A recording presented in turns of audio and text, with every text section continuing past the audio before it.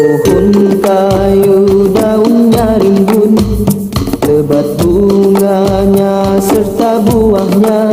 Walaupun hidup 1000 tahun, kalau tak sembahyang apa gunanya? Walaupun hidup 1000 tahun, kalau tak sembahyang apa gunanya? Kami bekerja sehari-hari untuk belanja rumah sendiri.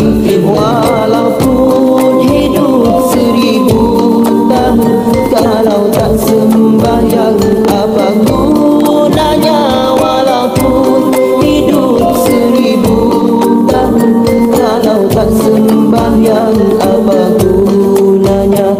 Kami sembahyang fardu sembahyang, sunat dan ada bukan sembarang, supaya Allah menjadi sayang. Kami bekerja hati larian, supaya Allah menjadi sayang.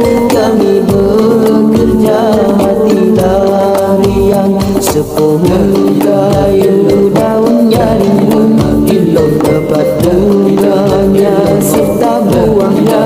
Walaupun hidup 1000 tahun, kalau tak sembahyang apa gunanya? Walaupun hidup 1000 tahun, kalau tak sembahyang apa gunanya?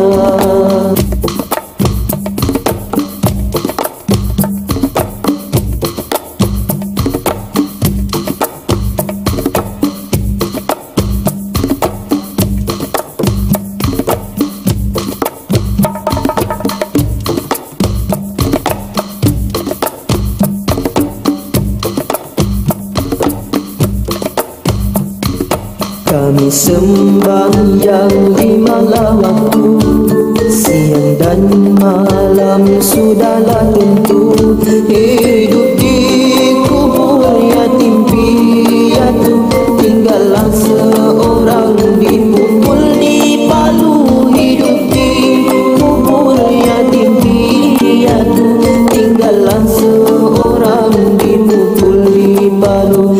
Dipukul di palu sehari-hari, barulah ia sedarkan diri.